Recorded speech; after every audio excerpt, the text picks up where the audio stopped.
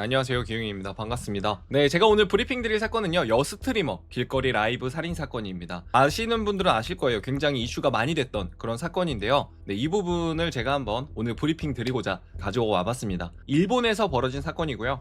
이 사건은 정말 최근의 사건입니다.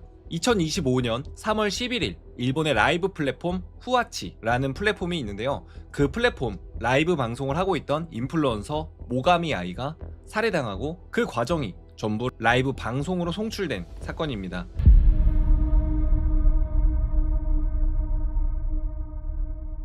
네, 2025년 3월 11일이니까 채 1년도 되지 않았네요. 정말 얼마 되지 않은 그런 사건입니다. 지금 사진을 보시는 것처럼 정말 젊은 여성입니다. 도대체 왜지? 어쩌다가? 그렇게 생각을 하실 텐데 그 부분도 한번 설명을 드리도록 할게요.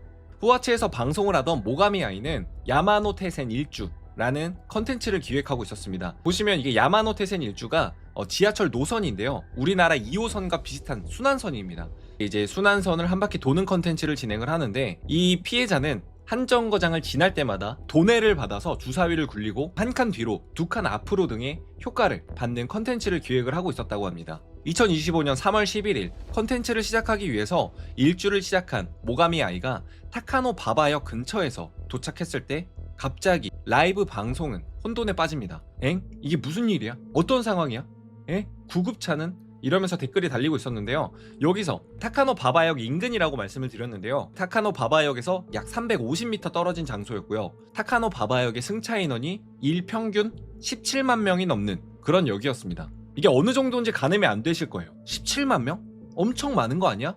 라고 생각을 하실 텐데 강남역이 약 18만 명 정도가 조금 넘는 수준입니다. 그러면 우리나라 중심 강남역보다는 조금 못하지만 그래도 엄청나게 승차하시는 분들이 많은 그런 역이에요. 엄청난 번화가인 역입니다. 라이브 화면이 갑자기 암전이 되고 살려달라고 외치는 모가미 아이의 목소리와 급박하게 도망가는 듯한 그런 소리가 들려오기 시작을 합니다.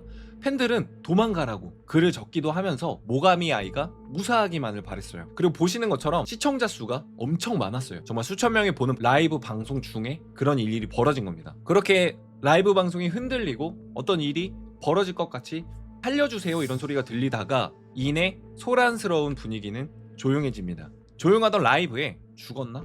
네, 죽었습니다 라는 목소리가 들려오고 암전됐던 화면에는 수차례 칼에 찔려 널브러진 모가미 아이의 모습이 비춰집니다. 네, 보시는 것처럼 해당 남성이 자신의 얼굴을 비추는데 이 남성이 범인입니다. 이렇게 나오고 있는 그런 화면이 라이브에 그대로 송출이 되었고요. 시청자들의 신고로 현장에는 경찰이 도착을 했고 범인은 도주하지 않은 채 현장에서 체포가 됩니다. 도망가지도 않은 거예요. 그렇게 범인은 별다른 반항도 없이 경찰의 요청에 응하게 됩니다. 자신이 범행을 저질렀으며 이걸로 찔렀습니다 하면서 약 13cm 가량의 서바이벌 나이프를 내밀었다고 해요. 13cm 정도면 그렇게 크진 않지만 작지도 않아요. 하지만 자신은 그녀가 죽을 거라는 생각은 하지 못했다고 이야기를 한다고 합니다. 근데 13cm 가량의 서바이벌 나이프를 약 43회 정도 얼굴, 목, 흉부를 찔렀다고 합니다. 그리고 수천 명의 시청자가 이 사건의 전말을 전부 지켜보고 있었고요. 당시 후아치의 스트리머에게는 스토킹 범죄가 상당히 큰 이슈였다고 해요. 실제로 비슷한 사례나 신고도 많아서 모두가 조심하고 있었다고 합니다. 그리고 모가미 아이의 죽음 또한 그런 범죄 현장의 범죄의 연장으로 여겨졌고 추모의 물결이 연달아 일고 있었습니다. 사건이 벌어진 그 장소고요. 그 장소에는 이렇게 모가미 아이를 추모하는 물품들을 갖다 놓거나 하고 있는데 이 부분은 제가 다시 설명드릴 수가 있을 것 같아요. 모가미 아이가 누구냐 그리고 후아치가 어떤 거냐 그거를 제가 한번 말씀을 드리겠습니다. 피해자는 모가미 아이라는 닉네임으로 활동하던 22살의 인플루언서입니다. 본명은 사토 아이리. 후아치에서 방송을 하는 스트리머이자 인플루언서였습니다. 인기는 상당히 많은 측에 속했으며 후아치 최고 등급에 등극하기도 했다고 해요. 22살이면 정말 꽃다운 나이죠. 모가미 아이는 후아치에서 상당히 잘 나가고 있었는데 순위에는 항상 상위권을 유지하였습니다. 모가미 아이의 채널은 높은 스트리머에게만 부여되는 플래티넘 플러스 등급으로 책정이 되어 있었다고 해요. 플래티넘 플러스 등급, 굉장히 높은 등급일 것 같아요. 그런데 후아치가 뭐냐? 일본의 라이브 스트리밍 서비스 플랫폼입니다. 스마트폰만 있어도 방송을 할 수 있게 하는 것을 취지로 만들어진 그런 사이트인데요. 인플루언서를 꿈꾸는 많은 일반인들이 쉽게 자신의 일상을 라이브로 보여주고 있는 그런 플랫폼이라고 보시면 될 것 같습니다. 그 안에서도 성과에 따라서 각 채널에는 등급이 책정이 됩니다. 주로 화제성, 채팅 활성도 등을 고려해서 채널의 등급이 부여가 되는데 최상위인 다이아몬드를 제외하고는 10개의 구분으로 나눠져 있습니다. 모가미 아이는 플래티넘 플러스를 달 만큼 굉장히 위에 상위권에 있죠. 상당한 인기를 자랑하고 있었습니다. 여기서 말한 다이아몬드는 연예인급의 인기가 필요한 전혀 다른 등급이라고 보시면 될 것 같은데, 그 말은 일반인이 접근할 수 있는 최고의 등급이다 라고 보시면 될 것 같아요. 인기가 굉장히 많았던 그런 스트리머였습니다. 가해자는 42세의 남성입니다. 타카노 케니치라는 분이신데요. 토치기현 오우야마시에 거주하며 혼자 살고 있는 직장인이었습니다. 이 분은 물건 판매 사이트의 관리자로서 일을 하고 있었고, 주변에서 그를 바라보는 시선은 묵묵히 자신의 일을 하는 성실한 사람으로 기억되고 있는 그런 평범한 사람이었습니다. 학창시절 때부터 초식계 남성으로 조용하고 착하며 성적은 낮았지만 두루두루 잘 어울리며 문제를 일으킨 적이 없던 그런 사람이었다고 해요. 그리고 제가 어디서 봤는데 낯선 사람을 좀 두려워하고 지인은 그렇게 많지 않지만 지인들과는 서글서글하게 잘 지냈던 그런 사람이다. 그리고 아까 말씀드렸다시피 초식계다. 이게 일본 문화 중에 하나가 남자를 구분할 때 초식계, 육식계 이렇게 구분을 하는데요. 초식계 남성은 일반적으로 먼저 여성한테 다가가지 않는 자신의 취미 활동을 하고 그런 분들을 초식계 남성이라고 부르기도 합니다. 한편으로는 조현병을 앓고 있어서 헬프마크 또는 헬프카드라고 불리는 표식을 들고 다니는 그런 사람이었습니다. 위급 시에는 도움이 필요한 그런 사람이었어요. 이렇게 온순했던 타카노 케니치는 심지어 체포되는 과정에서도 별다른 저항은 없었습니다. 현장에 경찰이 도착하자 자신이 사용한 흉기를 넘겨주면서 이걸로 찔렀다라고 이야기를 했다고 해요. 이후에도 타카노 케니치는 조사에 성실히 임했는데 그 과정에서 몇 가지 사실이 밝혀지면서 여론이 뒤집히기 시작합니다. 타카노는 2021년 12월 처음으로 모가미 아이의 방송을 보기 시작했다고 해요. 방송을 보며 도내를 하는 일도 잦았고 그 금액은 한 번에 10만 엔이 넘어갈 때도 많았다고 합니다. 이후에 큰손이 된 타카노 케니치와 모가미 아이는 개인적인 소통을 시작하게 된다고 합니다. 하루는 모가미 아이가 자신이 일하고 있는 야마가타의 캬바쿠라로 타카노 케니치를 초대를 합니다. 둘은 방송 외적으로도 만남을 이어가며 신뢰를 쌓아갔다고 해요. 고민 상담도 하고 이야기를 많이 했던 것 같습니다. 죽고 싶어, 잠들었어, 아이리 살아야 해, 너가 없으면 못 살 것 같아, 깊어, 나도 아이리 없이는 못 살아, 아이리를 위해서 항상 고마워, 정말 좋아해, 이런 식으로 개인적인 연락도 이어갔다고 합니다. 타카노 케니치는 모가미 아이에게 연애의 감정을 가진 적도 있었다고 해요. 낮은 자존감 탓인지 금방 접게 되었고 친구로서의 관계에 만족한다는 이야기를 했다고 합니다. 모가미 아이 또한 그런 감정을 존중하면서 그렇게 둘은 친분을 이어갔다고 합니다. 그런데 신뢰를 쌓은 모가미 아이는 타카노 케니치를 상대로 돈을 빌려달라고 요구하는 일이 많아졌다고 합니다. 타카노는 별다른 반감없이 돈을 빌려주었고 2022년 9월부터 11월까지 여러 번에 걸쳐 총 250만 엔이 넘는 돈을 빌려주었다고 합니다. 우리나라 돈으로 2,500만 원 정도가 되겠죠. 굉장히 큰 돈입니다. 이후 알려진 바에 따르면 빌려준 돈 중 150만 엔은 타카노 케니치 본인이 가지고 있었던 돈이었고 나머지 100만 엔은 사채업을 이용해서 빌린 돈이라고 합니다. 추후 레카 유튜버들에 의해 유출된 둘의 메신저 내용을 보면 돈이 없으면 사채를 써서 돈을 빌려다 주었으면 좋겠다, 모가미 아이가 대출을 부추긴 그런 정황도 드러났다고 합니다. 그 내용인데요. 저기 돈 어디서 빌렸어? 사금융 2군데. 또 한 회사에서 빌려줄 수 있을까? 갚는 날에 맞춰서 돌려줄게. 5만 엔 정도만 인출용 계좌에 보내줘. 좀 어려울 것 같아. 애초에 몇 군데에서는 거짓말을 해놔서 들킬 것 같고 수입 증명을 해야 돼. 수입의 3분의 1 정도만 빌릴 수 있는 법이 있어서 확인이 필요한가 봐. 근데 찾아보니 개인 사업주라고 하면 대출을 받는 것도 가능하대. 그럼 거짓말을도 아니게 되잖아. 이미 연봉이랑 근무처 거짓말도 했어. 사채를 더 빌려서 나한테 빌려줘. 거짓말해서 나한테 빌려줘. 이런 정황이 드러났다고 하는 거예요. 하지만 당연하게도 모가미 아이는 타카노 케니치에게 빌린 돈을 갚는 일은 없었다고 해요. 돈이 필요하다던 모가미 아이의 SNS에는 해외여행을 다녀온다던가 호텔에 스위트룸에서 호캉스를 했다, 그런 사치스러운 사진이 계속해서 올라오고 있었습니다. 약혼자의 공개 구원을 받으면서 함께 일본에서도 가장 비싼 타워맨션에서 살게 되었다는 등의 근황을 SNS에서 자랑을 하기도 했다고 합니다. 타카노 케니치는 잠수를 타버린 모가미 아이의 SNS를 보면서 제발 돈을 갚아달라며 점잖게 이야기를 했지만 모가미 아이는 정말 그 어떤 관심조차 주지 않았다고 해요. 생활이 어려워진 타카노는 재판을 걸어 돈을 받으려고 했고 민사에서도 승리해 대금 반환 청구 명령을 받았습니다. 모가미 아이는 3만엔을 갚은 뒤 모든 연락을 차단해버렸다고 해요. 일본은 한국처럼 강제 집행이 조금 어렵다고 합니다. 일본 법이 좀 그런가 봐요. 일화로 타카노 케니치와 모가미 아이의 소송이 진행되던 와중에 모가미 아이는 후아치에 부계정을 만들어서 방송에 복귀를 했습니다. 모가미 아이의 방송에 들어가 5엔을 후원을 하면서 돈을 갚을 것을 요구했지만 모가미 아이는 우와 왔어 역겨워 이러고 차단을 해버린 적도 있었다고 해요. 당시에 스토커에 시달리는 것으로 비춰졌지만 사건이 있고 나서 이 클립이 재조명되었고 여론은 더더욱 나빠지기 시작을 합니다. 이처럼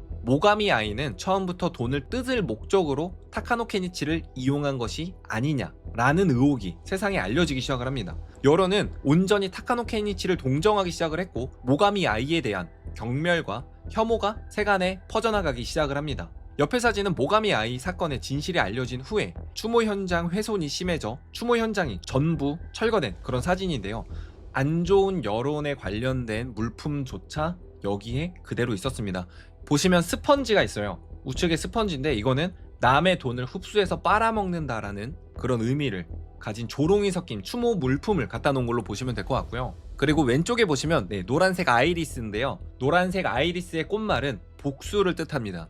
그리고 가거름 봉투가 있는데 가거름 봉투는 파탄 직전이라는 뜻으로 쓰인다고 해요. 그래서 이렇게 가거름을 갖다 놓기도 하고 그리고 누군가는 여기를 뛰어가서 발로 밟고 하는 영상들을 찍어서 인터넷에 게재를 하기도 한다고 합니다. 그렇게 조롱 섞인 추모 현장이 되어버린 사건이라고 보시면 될 것 같아요. 그리고 이제 사건은 이렇게 종료되나 싶던 시점에 갑자기 한 남성이 SNS에 나타나서 입을 열게 되고 사건은 기이하게 흘러갑니다. 입을 연 남성은 모가미 아이도 소속되어 있던 소속사 오르니스의 대표이자 약혼자였던 유이입니다. 모가미 아이의 사건 이후 자신의 억울함을 호소하겠다면서 라이브 방송을 진행을 하게 됩니다. 사람들은 이 방송의 목적을 나빠져버린 여론과 고인의 명예를 위해서 입을 열었다라고 생각을 해요. 근데 정작 방송의 내용은 전혀 달랐다고 합니다. 그녀의 어머니는 모가미 아이가 일하는 카바쿠라에서 딸의 이름으로 외상을 하면 술을 먹고 다니던 진상이었고 그녀에게는 친자식이 하나 있다는 이야기를 했습니다.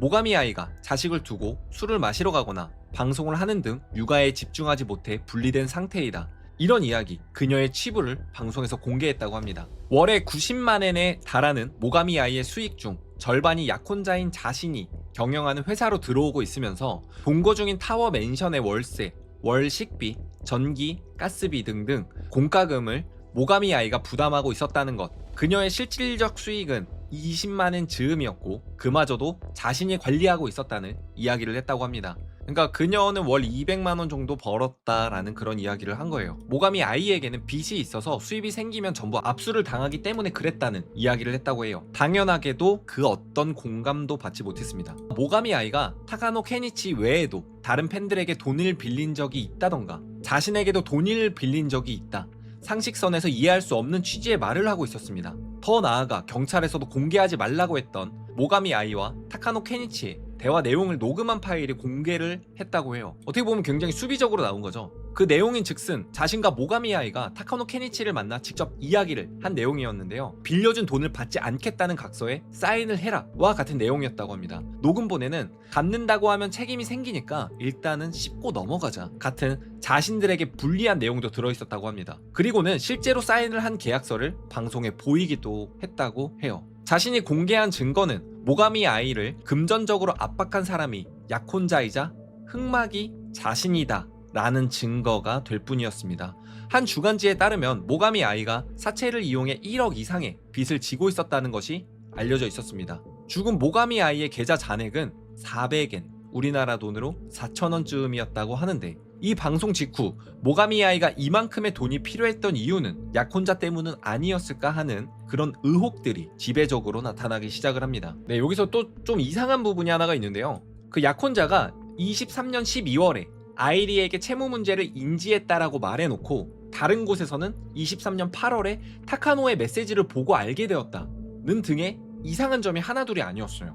약혼자가 죽었는데 그렇게 자기의 보신에만 급급하다 라는 비판적인 여론이 형성이 됩니다. 일본에서는 이 사건이 있고 난 후에 SNS에서 인증글이 많이 올라오기 시작을 합니다. 돈을 빌리고 갚지 않았던 사람들이 이 사건을 보고 돈을 갚았다, 혹은 일본의 사회 문제가 하나의 사건으로 압축된 것 같다 등 일본 전역을 뜨겁게 달구면서 일본 사회의 문제점도 같이 드러나게 되는데요. 민사에서 승리를 하더라도 채무를 회수할 수 없다는 사법체계에 대한 불만 역시도 터져나왔습니다. 단순 사회사건을 넘어서 빚에 대한 사회적 경고로 발전 중인 해당 사건이라고 보시면 될 것 같습니다. 실제로 일본에서는 외톨이 남성에게 빌리는 척 돈을 뜯는 법을 강의한 리리짱이라는 여성이 만든 돈 뜯기 매뉴얼이 인터넷에서 돌고 있었다고 해요. 이 매뉴얼을 판매를 하고 있었던 거고요. 이 매뉴얼대로 돈을 뜯고 잠적을 타는 여성들이 사회 문제로 또 부각이 되고 있었다고 합니다. 리리짱은 현재 위에 매뉴얼을 강의를 하고 돈을 받고 파는 행위가 사기죄로 인정이 되어서 기소가 되었고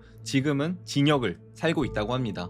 보시는 것처럼 매뉴얼입니다. 이른바 이타다키 조시라고 불렸던 이 현상은 받다의 의미로 일본어 이타다키와 여성이라는 일본어 조시의 합성어로 받다 여성이라는 뜻인데요. 결혼은 할 수 없지만 돈은 있는 중년의 남성을 대상으로 이성적인 호감을 불러일으키거나 쉽게 지갑을 열게 한 후에 할 수 있는 레파토리를 이용해서 돈을 빌린 후 관계를 끊어버리는 여성들을 일컫는 말이었습니다.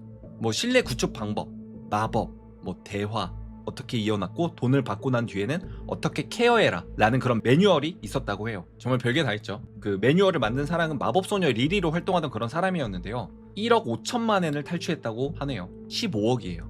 어마어마한 돈이죠. 모가미 아이가 죽고 난 후에는 자신의 어머니가 아파서 돈이 필요하다, 일을 하는 곳에서 상사와 마찰이 있었지만 일을 하는 곳에서 돈을 빌려서 그만둘 수 없다, 그런 이야기를 했다고 합니다. 모가미 아이가 돈을 빌렸던 방법은 리리짱이 팔았던 매뉴얼의 내용을 그대로 따라한 것이라고 해요. 모가미 아이의 이야기가 세간에 알려지자 그녀 또한 이타다키 조시로서 악의적으로 타카노 케니치에게 접근했던 것이 확실해졌다고 합니다. 보시는 것처럼 오늘 말이야 지금 일하는 곳에 제일 높은 분의 생일이어서 프레셔랄까 반강제로 10만엔짜리 샴페인을 싸버렸어. 돈 보내줬는데 정말 미안. 생활비로 쓸 수 있는 것이 전부 없어졌어. 미안해. 나 진짜 지금 도와줄 수 있어?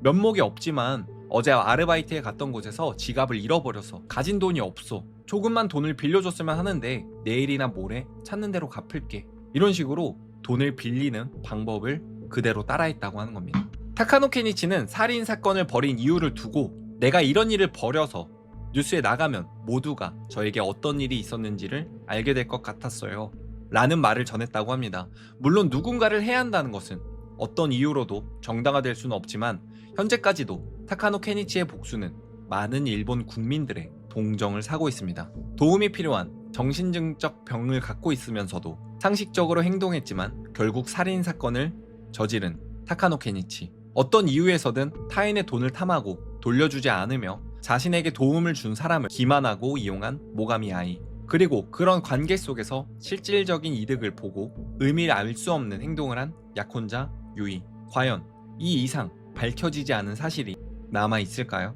그 어떤 범죄도 정당화될 수는 없습니다. 하지만 세상에 억울한 피해자가 있다면 명명백백히 밝혀져야 할 것입니다. 감사합니다. 규용이었습니다.